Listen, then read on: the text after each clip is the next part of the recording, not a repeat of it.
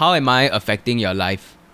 Right. Am I like forcing my content down your throat or what? Becoming a self-made creative in this region isn't really the easiest thing. Becoming successful at it, even harder. But when some of us do we really support these local creatives? Or do we just support them to hate them one day on? This is everything on the table.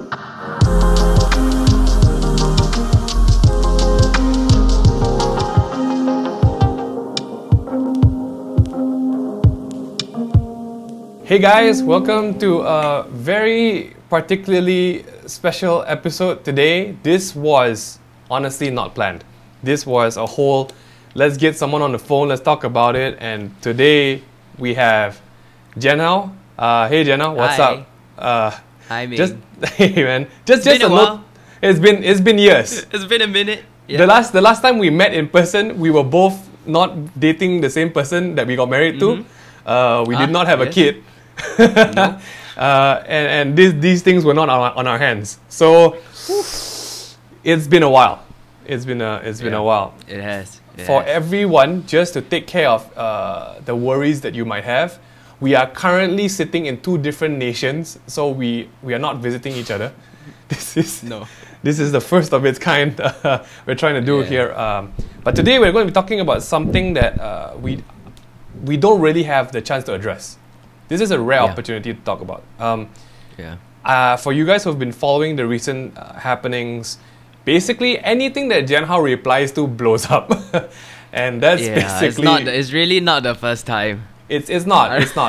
But it does feel like awful, right? Because like as a person, you definitely want to say your piece. Oh yeah. How many times? Yeah. Okay, how many times have you counted on your hand like you had to like, okay, I'm just going to shut up. I'm just not going to say anything. You know what? I do happen to be the kind of person who speaks my mind, as you can see, and sometimes I know I shouldn't. But I guess that's just how I am. And it blows out. It gets on the news. It's lame.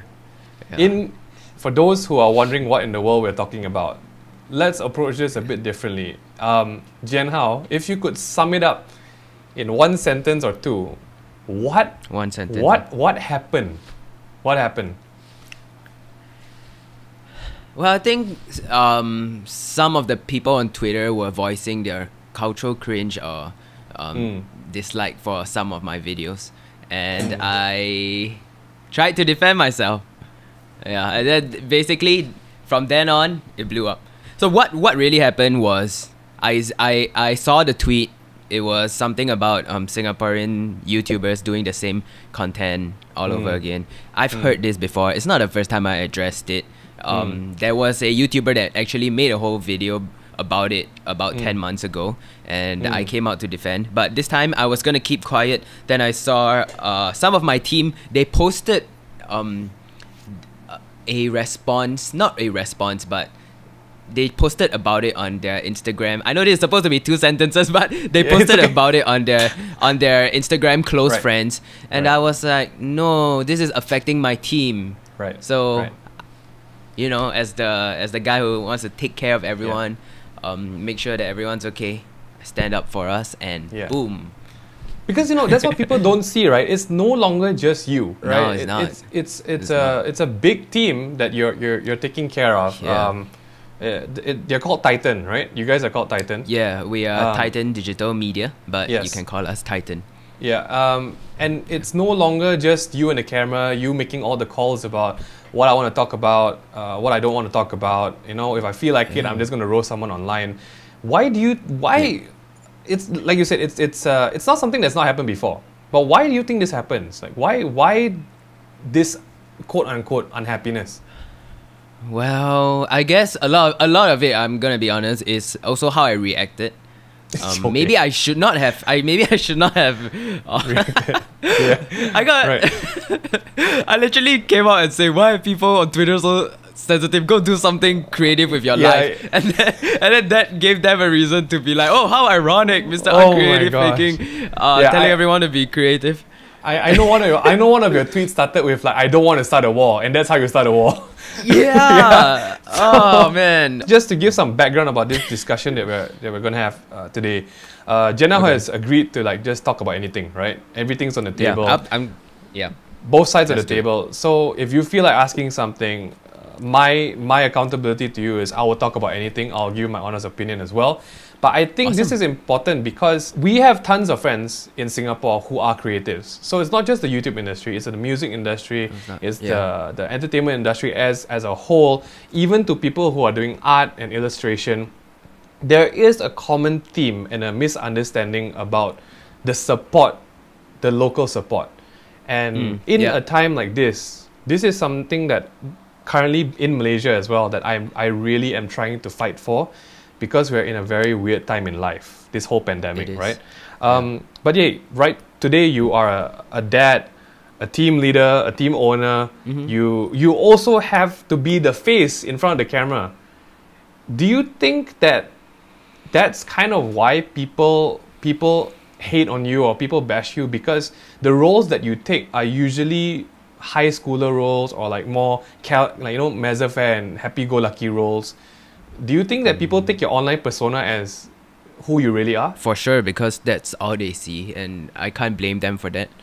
Because mostly that's how I portray myself. It's also like how you would just naturally dislike a villain in any movie, right? Like you wouldn't have the best impression of them until you get to know them in real life, and you watch behind the scenes and you're like, oh my god, thank god that guy's not like that. I actually like him. Well, unless you're Tom Hiddleston, you know. So there's a basically something like that, And the whole thing came up from Singapore YouTubers doing the same kind of content. I guess Singaporeans are also a bit oblivious to the stuff that we do. Maybe not Singaporeans. This group of people. That group. Like I responded on my tweet. You know, it's the same group that don't watch anything else that we make. We make vlogs, family vlogs. We have podcasts. We have a female empowerment channel.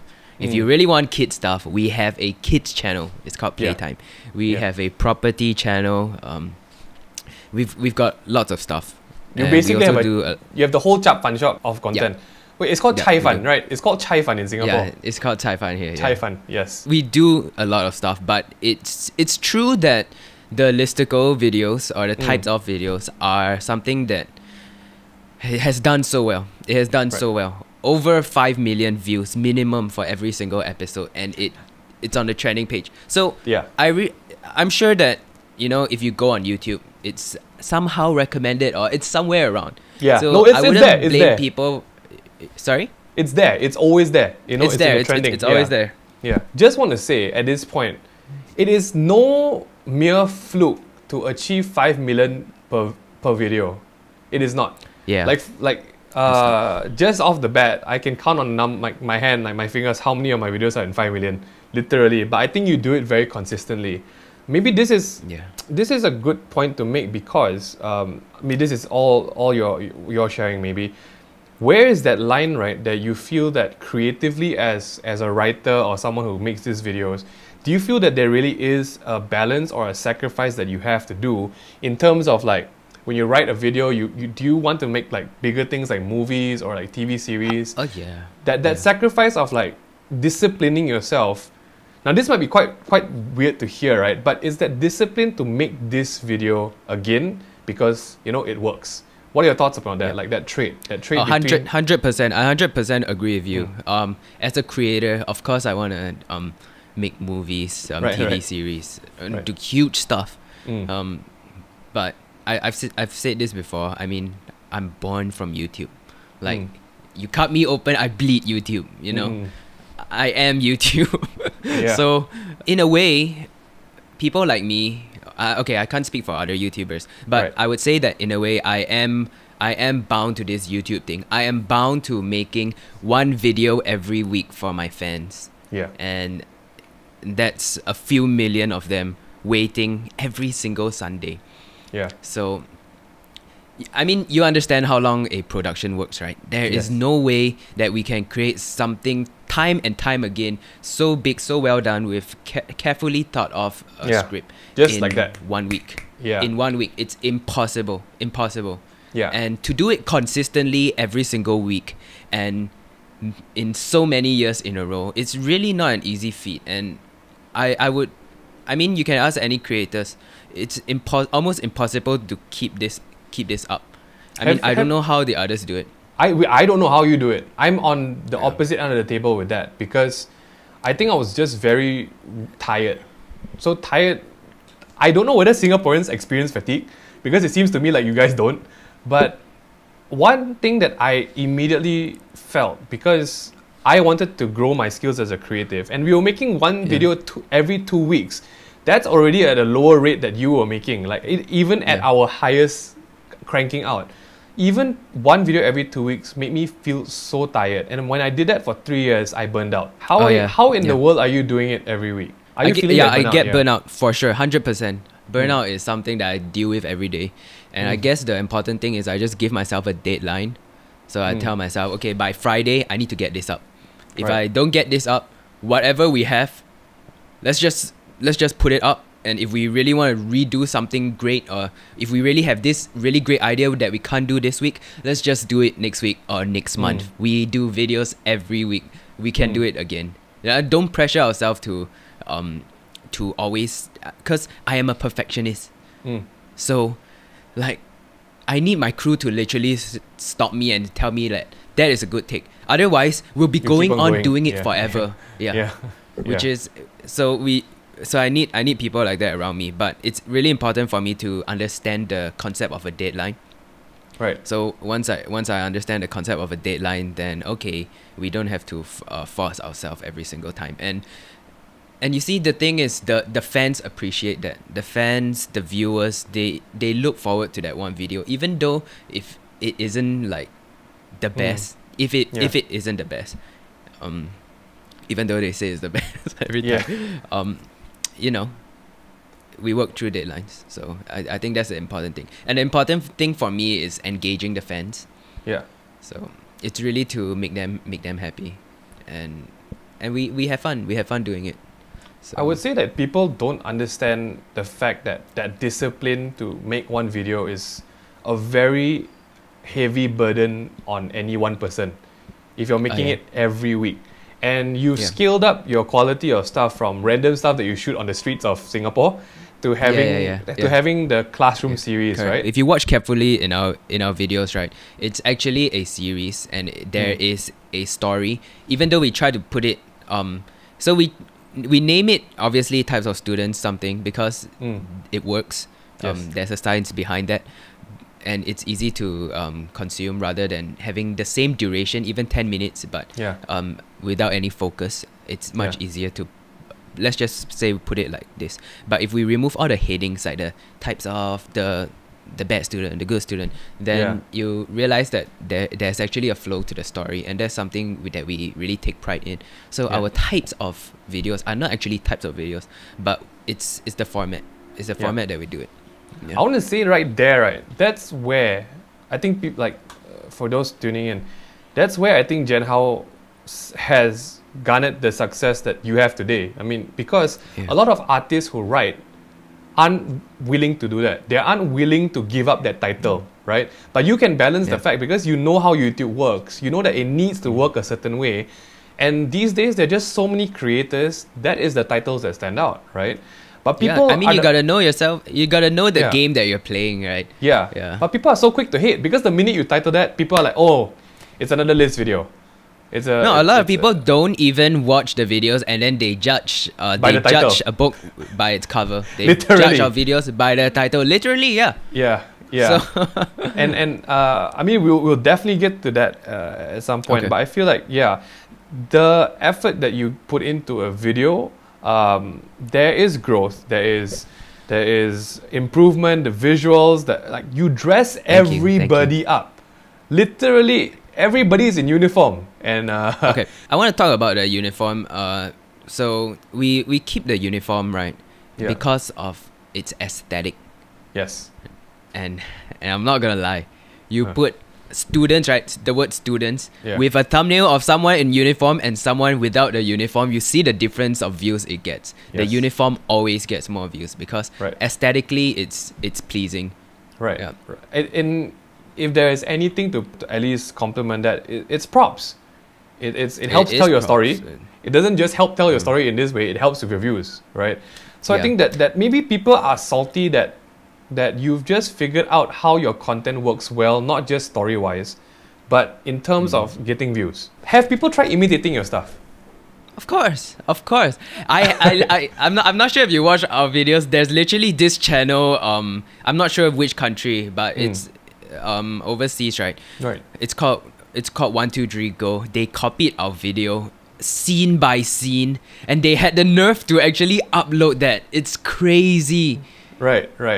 Maybe they just think YouTube is TikTok, because TikTok is basically that. Right? I don't know. No, I think that's a whole other issue that maybe we can talk about next time. But I feel like it's a bigger creator copying a smaller creator, right? And then hoping that people would never notice, especially because we are Asian, they are not Asian. So they would. But people don't realize that we all speak English actually, and we have a lot of viewers overseas. Yeah. So I think this is going to be a good time to pivot into a bit more. I would feel the real matter at hand, because for the longest time, I think when we started working with like people in Singapore, like back in 2013, I think you came over to KL also like randomly in 2013 we came over or 14 did a video or so. with Aaron from at the time Wild Banana. At that time, at that time we were all very new, right? We were all like fresh off the boat, and we did. I mean, I caught up with Jian Hao a bit before this.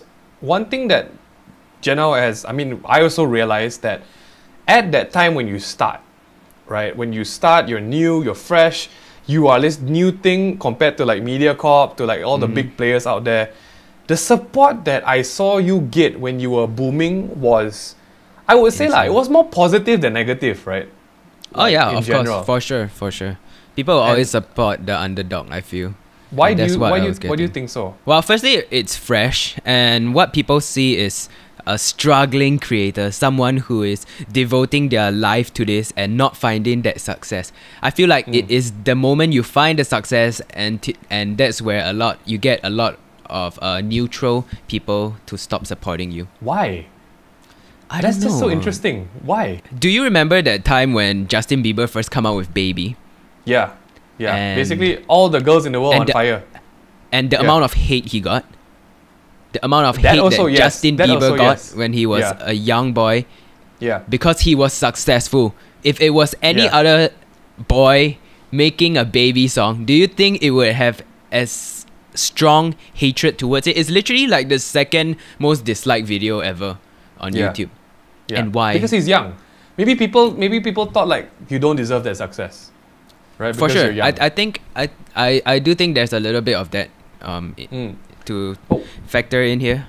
Where's that tipping point though between being an underdog and achieving success? Why do you think people switch that support?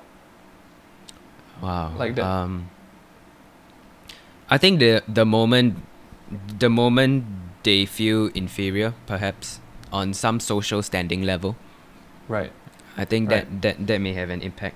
I'm not too sure what it is. Right. It may have to deal with cultural cringe.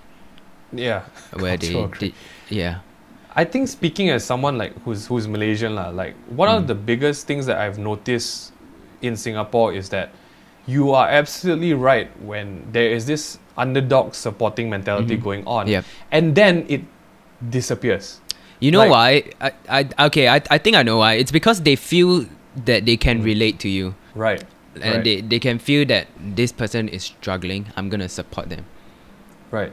And that's actually why I talked about Schadenfreude. It's the experience of Schadenfreude. A lot of it comes from supporting the underdog. And it plays a lot in sports teams as well. And rivaling teams. So, for example, in the past, people would compare us, which was the new media, compared to MediaCorp. And even though MediaCorp probably wasn't that bad, Right. people just had this, let's support the YouTubers, and hopefully the YouTubers will one day beat MediaCorp, and this is the new wave. I'm cool. I'm supporting this. I guess the roles have. Yeah. What I'm going to talk about next is something that I call like the net effect, right? The overall effect on the industry that you're in Singapore.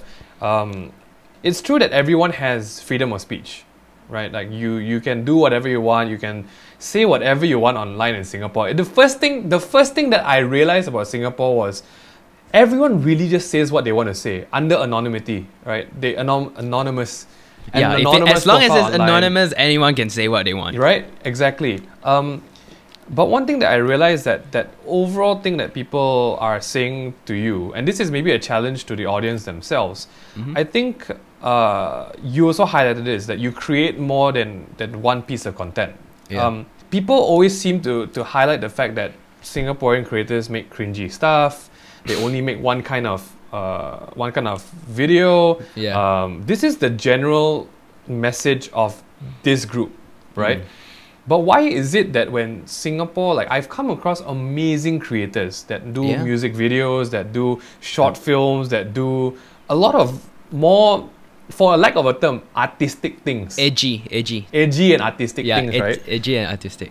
But I don't find the same people supporting anything like that. There is no like, I know what I hate, but what do you actually like and what are you supporting? Why do you think why do you think these edgier videos don't work?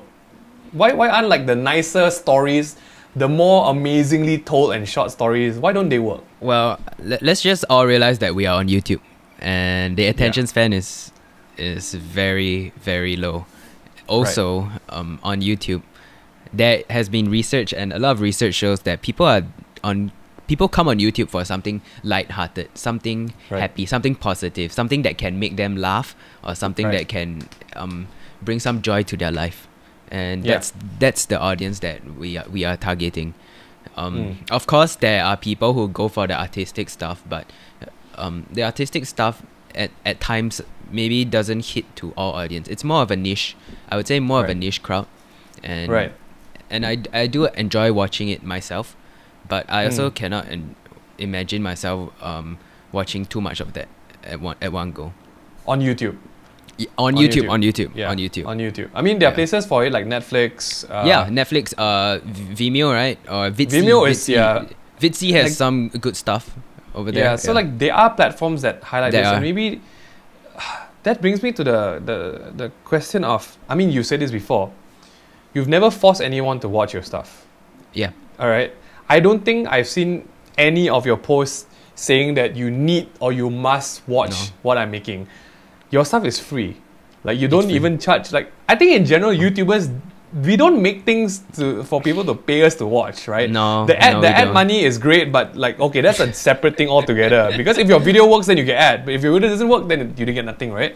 Correct. Why do you think that there's such an air for people to be able to tell you what to make when it's free?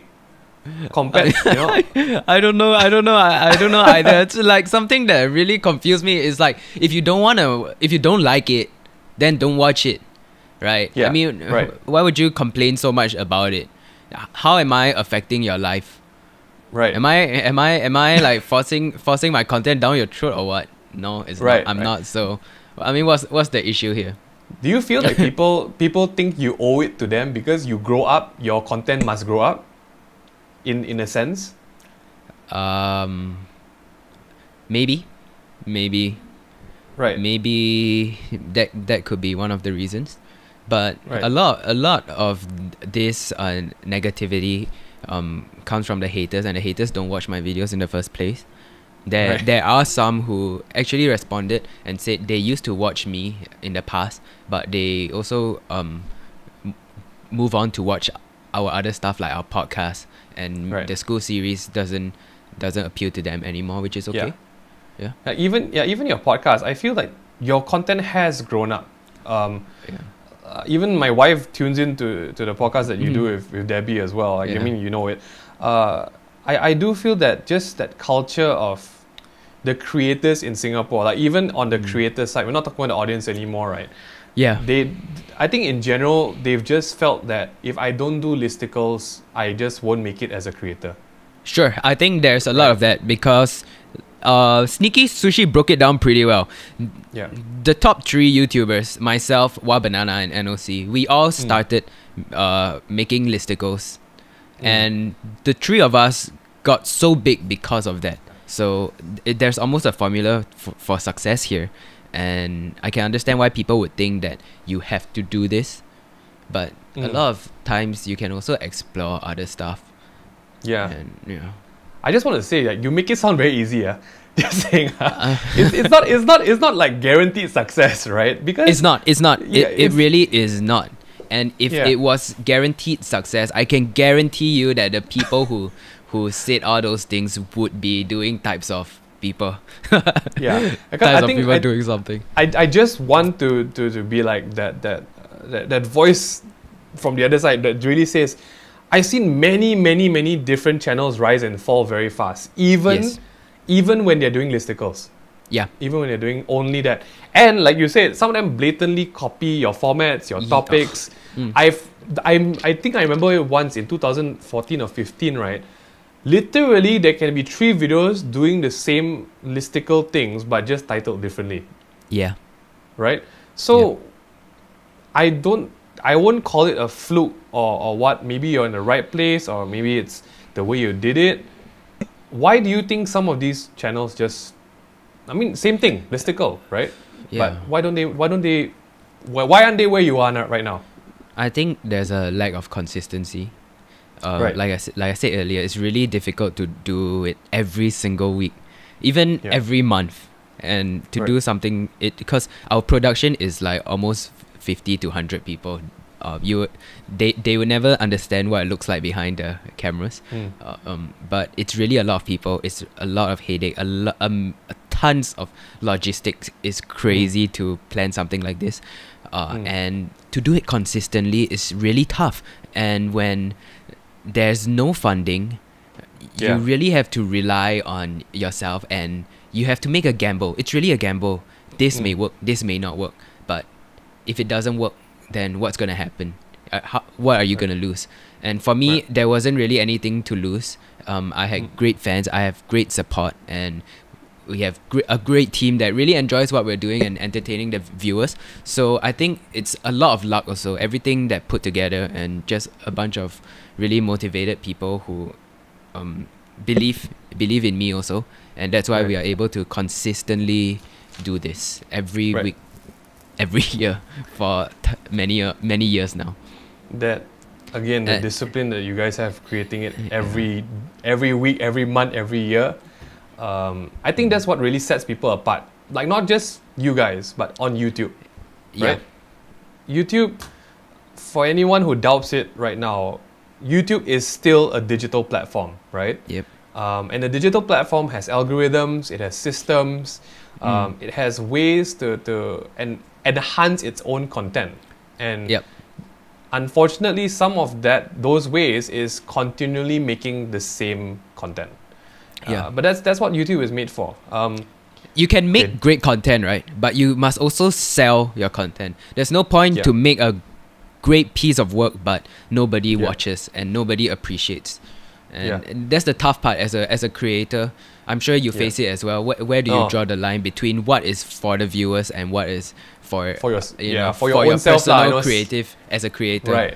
Right. I think definitely we are more on the side of, we've seen more failures than successes in that, because we're always trying to push the limit of what we can do without a clickbaity title, right?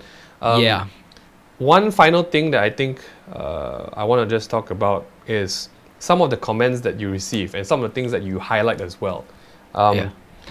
There is this thing where a lot of people are very proud of you and some of it where there's just like, this is blasphemy, right? That you represent the country on a global scale. And to be honest, you do. You are 4 million in. You are 4 million in. YouTube regional talks about you because you are 4 million in. Your content is on par with international creators in terms of engagement and views. because I think people who aren't your fellow countrymen don't have the cultural cringe, right? They watch your content with just open eyes. Open eyes, open mind, and they enjoy open it. Mind. Right. Yeah. But some people are just like, why? What is your take on this whole like, how can you represent us? You don't represent us. You don't speak for the rest of Singapore. It's a shame that this quote unquote content is representing the country. Well, I there's really not much for me to say about that. When people say SG YouTubers, and even though they said that they weren't talking about me, they didn't put any names. Clearly, I'm the only one who consistently does content revolving around a school series, right? So even when I replied, they responded and confirmed that it was me saying other stuff as well. So so I guess in a way people already see that. People already see me as a representation of a Singaporean YouTuber. I mean, I am the biggest YouTuber. I'm not like bragging or anything, but based on statistics, it's just based on facts, statistics, right? I am. So naturally, people will think that. The funny thing is, I get tons of comments, like millions of comments. They will say stuff like, they wanted to visit Singapore because of watching my content. They wanted to know more about Singaporean culture. After seeing my videos, they wanted to find out more. Some even say they want to they like the Singaporean accent. So I get a lot of that from viewers overseas. But in Singapore, I guess it's a bit different. I think one thing that really stands out about this is that this topic of not supporting or like being against a certain thing of a fellow countryman. What we started the talk with this because right here in KL, we English-speaking Chinese YouTubers are the minority, right? Yeah. And we have a lot of camaraderie in terms of like, we need to support our industry. We need to support the community we're in because we have no one else. It's literally just us and the rest of the TV world, right? Because it's just that. But I feel when you say we, who are you referring to? Like basically anyone who creates urban content. Okay, so like creators. Creators. Because in our country, majority of content that is created is either in Malay or in Chinese. Yeah. There's almost no English content which is generated. But what stands out to me about this situation and why I really reached out to you is because like we're in a pandemic right now. We literally are in a pandemic where work cannot go in as usual. And one of the most affected industries is the industry we're in because we're not a priority, right? Yeah. And we're not essential. we are not essential at all, right? No, we're not. But there was a quote that I think I think this was by an author, right? That said that when you're feeling down and hopeless and sad, who wrote the books that you're reading, who wrote the songs that you're listening to, who wrote the videos that you're enjoying, remember that now is the time where artists are lifting up people's spirits and helping you think about something else. I found it very peculiar that the Singaporean audience, that group that brings this mindset. You have a creator that's doing well. You have a creator that's representing your country positively on a global scale because the cultural cringe. But at a time like this, where people are trying their best to feed their teams, to feed their families, to just try and get work going on, there is still space for people to bring people down. I mean, look, there's always space to bring people down. Right. That's the harsh truth, especially when you are cooped up at home, right? There really isn't much. Yeah, and nothing else to do. And let me tell you, places like Twitter, Hardware Zone, Reddit, it's really a place for that. I mean, which PewDiePie even said, he even made a whole video on why he quit Twitter. And after watching that video, there are a lot of points that I agree with. But I think one thing that I've noticed is that people on stuff like that, Twitter, they have this false sense of intelligence because as long as other people agree with it, they think it's true. They think it's a fact. So there's a lot of ignorance of facts and ignorance of a lot of stuff there, and it's really a place to voice our opinions as well. And it blows up really quick. It blows up really quickly. Not just haters, even positive comments, which is nice once in a while. But you can see that a lot of drama also stems from Twitter most of the time. Like let me share some of my struggles. Actually, I'm quite curious to know your struggles as a creator and as a boss as well, right? But for my side, we have about 38 people on payroll, and I told them that's not easy. That is not easy. That's scary. That's scary. It's freaking scary. Yeah. That's 6 digits monthly that I pay out as a company. But the tough part is, I told my team, like, you know what, guys, the economy is bad and it's gonna get worse, and I made a promise to them, and I said, I promise you guys that I will not lay off anyone. Nobody's gonna get a pay cut. Nothing. Everyone's gonna be fine. You guys can be secure to keep your jobs, keep your livelihood. But we're in this together, and because I'm backing you up on this, I hope you guys will back me up and continue creating this content for the fans, for our viewers, to keep them during this time. And that is exactly what they've done. We are uploading so frequent, 8 to 12 videos so far every single week. During this circuit breaker or during this quarantine, and the team is just so committed, and it's not easy. It's really not easy to create content during this time. And I'm not just talking about listicles, anything, even the podcasts, even setting this up wasn't easy. Just just creating content generally is very difficult, and you can see that a lot of YouTubers have taken a pause.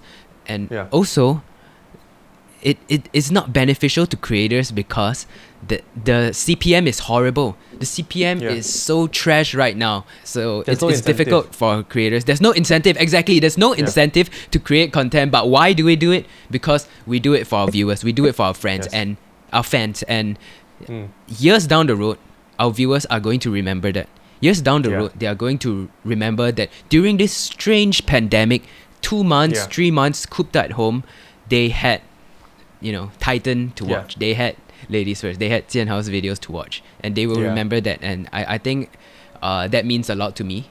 And even though this would be a great time for me to finally take a break, to finally spend some time with my family, I'm spending a lot of time thinking and just cracking my brains on how I can create more content. So I guess there is a little bit of sacrifice here.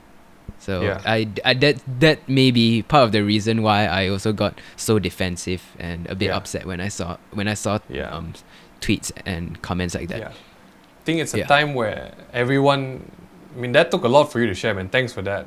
No worries. as someone, we made the same decision to not let anyone go, to do our best to continue entertaining people, which is awesome. Which sounds weird for people to hear, right? Like, why is it so important to entertain people, right? But I think people really forget the fact that in times where humankind is troubled, it is art that helps lift up spirits. It is art that gives you hope. It is creative content. It is videos. It is TikTok. It is everything like this. Everyone watching right now, you might watch Jian Hao stuff. You might not. I think it's really more important to understand that everyone during this time is just human. We're really trying our best. You have people to take care of.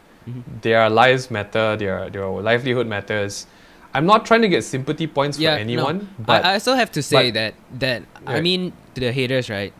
Or that particular hate comment, or criticism, it wasn't necessarily directed to our efforts or how we are, how we're taking care of our crew and all that stuff. It's just a general criticism of the local scene or what they perceive as the local YouTube scene. So my defense is actually to say that, hey, there are other stuff that you can watch.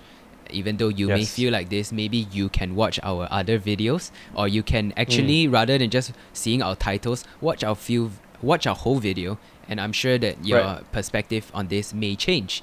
That's all I'm trying to say. The stuff about our stuff, you know, underdog or what, I think that is also another issue, which is, to me, the bigger issue here, right? Yeah. Because sure, that tweet, 5,000 retweets, on a big picture, it really doesn't make a difference to me, because we get 30 to 40 million views per month. We get so much love, so much positivity. And I always need to, and I'm sure you do too, us creators must always remember to focus on the positivity. You are making your content for the people who love you. You're not making the content to prove anyone wrong. You're not making content to prove haters wrong. Because if they don't like your content, maybe they watch one video, they change their mind. High chance they're not going to watch your video again. So you're really not making videos for them. There's no point of proving everyone wrong, because you will never be able to please everyone. So as a creator, focus on the positive side of things. And even though I say this to you, I'm literally like telling it to myself. I think we all need that reminder. We get caught up in this more often than not, right? It's a good reminder, you know. And unlike what a lot of people think, being the person who makes the shots, being the person who makes the calls like this, it can get very lonely sometimes, because no one really understands the weight that is upon your shoulders to say that even though I want to make this, we'll just make this first, because we need to feed the team. So for everyone who's watching, the audience, and I'm going to also speak to the news outlets in Singapore, because apparently they love this, right? Oh, they love this. They love feeding on negativity. Let me tell you, the news here is... it's also one kind, man. I swear. Like, I come up with some tweets, right? They report on that, right? But you know what? They are scared to face the truth. They are uncomfortable with the truth. And the truth is, we do make other content. We do love our viewers. We aren't that sensitive or angry about this whole situation. We understand, creators. We understand. What I'm also saying is that look at our scene, and as a Singaporean or as a viewer, why are you so against your own local scene? Why would you say that Singaporeans are cringe? Why would you not even give it a chance? Right? There's more things to report on. Exactly. So much more things that you call this news. And then when I make a video, like I said, 100%, no media's going to report on it. Because it doesn't fit their narrative. It doesn't fit their narrative of YouTuber does nothing but earn 7 digits. I've heard things like... I've definitely read things like that. Because it's a YouTube. That's so exciting. You just film yourself doing nothing, and then you earn so much money. And that's what they like to paint YouTube as. So a video like that would there was even one article that came out, 18 scandals involving Singaporean influencers, and this was considered a scandal. Like, what? Do you even know what a scandal is? I mean, to report on news like that, they really have to be ashamed of themselves to come up with something like this, seriously, because this is not news. And if it's what people like to click. What it's like people what turns people heads, right? Yeah, which is why I'm not gonna make a big fuss about it, because I understand that as well. I understand that as media, as news, you're gonna write stuff that people want to hear, and it's your job. So people probably don't want to hear stuff like Singaporeans will never support their creators until they find some success overseas. You know, people are uncomfortable with that reality. So overall, I understand the whole situation. I have made sense of it. But you know what? If I can voice out something, if I can somewhat make a change, that would be nice. And I feel like my videos have, you know, after I uploaded that video, right, a lot of local creators, struggling creators message me. People who I've never even noticed them before. I never even noticed that they create content, started messaging me and told me that they were on the edge of giving up. Some even said they've given up because of the lack of support. But because of that video, they are going to keep going again. They understand it. And I'm really Nice. glad that I made that little bit of difference to some of the Yeah. creators. To try and like just put this all into one nice bundle. Yeah. Maybe it would help if I say it from where I am right now. But Singapore has the most potential to represent the region in this whole region. Oh, you for guys, you guys are the hub. You guys are where everyone internationally meets. Everything goes to Singapore, and Correct. whether or not like the audience or the media might like it, I think there has to be a certain realization one day that there's a shared responsibility, and I call it the net effect, the net movement. If you are bringing something down, what are you pushing up? And if at the end of the day all you can say is I only can complain and I only can report on things that are negative and dramatic, that is where your industry is going to go. That is what people are going to think of your industry. And so far, you have been really, I would say, you have been free from all this because internationally people don't care. Yeah. But if this keeps up, if people like media who is watching this, you need to realize if this keeps up, this is the picture of your country that you're painting for the whole world to see. Yeah, and if you don't report on anything else, that's what it's going to be, right? Yeah, and a lot of times, right, they will report on creators, and the thing that media likes to do, you know, they like to pitch creators against each other.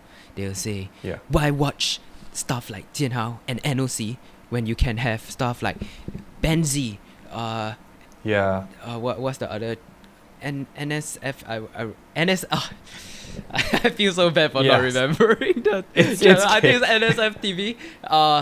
Sneaky Sushi. All these edgier creators. Why don't you watch them instead of these YouTubers? But what they don't understand is, as a country or as a YouTube scene, you can have everything together. Why bring up one creator by pushing the other one down? It's not like also, that. It shouldn't be like this, right?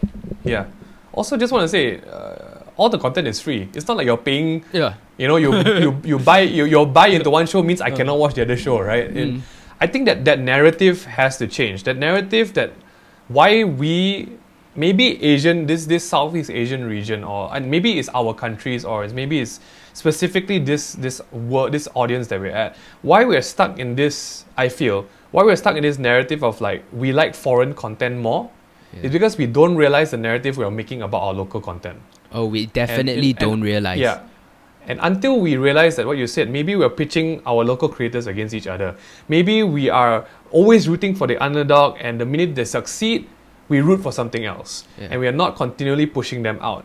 And the minute they get past all the hate, right, and succeed on by themselves somewhere else, they're like, oh, you're Singaporean too. Oh, you're Malaysian too. And by then, right, there's a high chance that creator will be so heartbroken already, so wounded that they can no longer give credit to the Singaporeans. And then after that, Singaporean like, wow, you are such a betrayer. How can you not thank your country? I mean, that's how the media goes, right? So, all right, before we go, I mean, I tried to say my piece.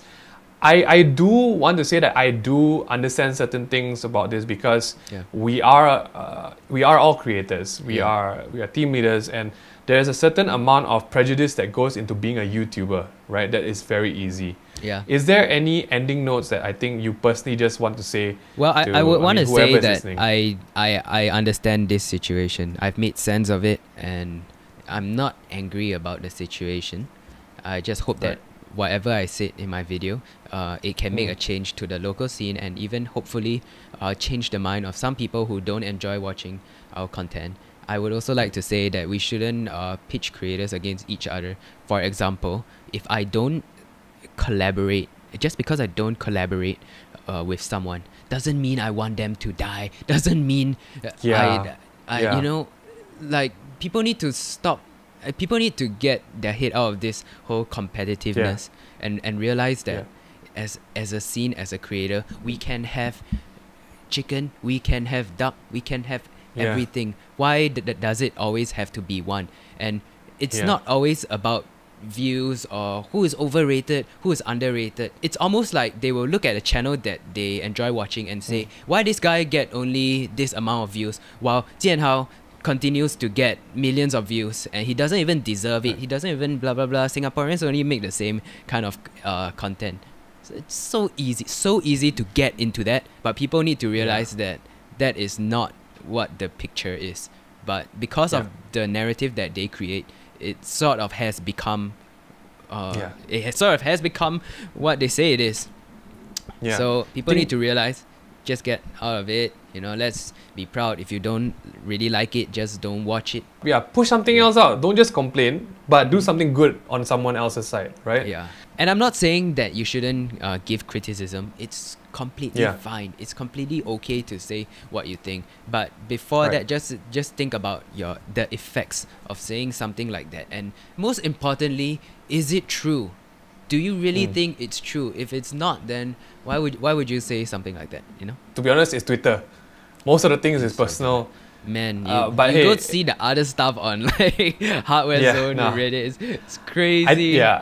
I think the issue only becomes a thing to talk about where the media, which is really such a big social influencer of the social scene, starts talking about it. And until the day that we can change that narrative and understand that any industry can only grow if there's community and if there's people working together to push a community forward.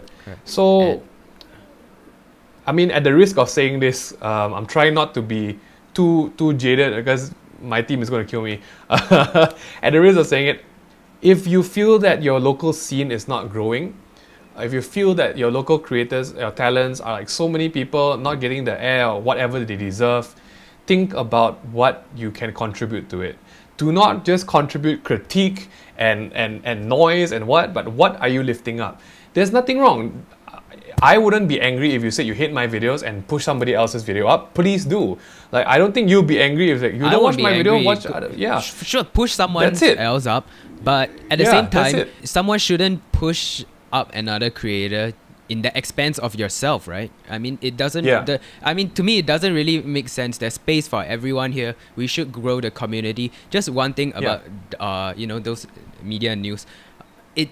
Whatever you said, right? It makes so much sense. But at the same time, it may be a reality that we cannot change, and the reason is because these are the same people who are fighting for the same clients as us, who are in the advertising world. And when you are in the advertising world, the media and YouTubers, we sort of fight for the same clients. Even though being in this industry, I've realized that there is enough for everyone here. You know, the pie is big enough for everyone to have a slice.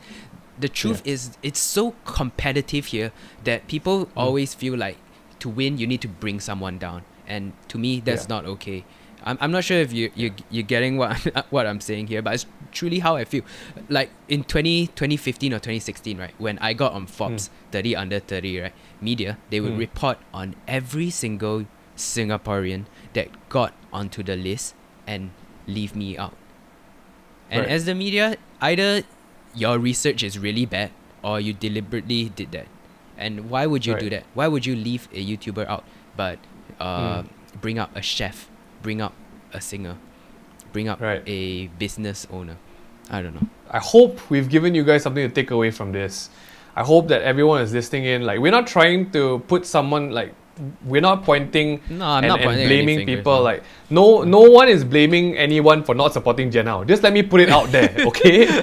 we are not blaming anyone like, you must support Jian Hao. No, you don't have to. You don't have to support me. It's a fact that we need to have this conversation about, if we want our scenes to grow, if we want our local scenes to grow, we have to support it as a whole. It's what can we do now? And it's not even about me. Let's just say if I was out of the picture, let's think about all the other creators as well. If you are in the media, if you are a reporter, hopefully that sparks something in you to write something different. Like, I know a lot of people are, you got your bosses. I understand. I understand that, people need to do that. But if you have the ability to spread positivity about your industry, about the talents in your industry, please do that. Because Malaysia is looking at you guys. You guys are like where you represent this region, and the last thing that we want is to be represented where the local scene doesn't even support the local scene, and I feel that's very sad. But hey, Jian Hao, thanks for your time. This Thanks, talk, Ming. literally, you have a very consistent light over there. But on my side, I've literally gone through like 3 different settings of the sun. So, thank you so much, guys. You can go check out all of Jian Hao's stuff. He has like, oh my lord, he has all the flavors of the rainbow of content. Take care. Please be safe. Watch your phone. Watch your keyboard. Take care of your family. Let's do this Take care, again. guys.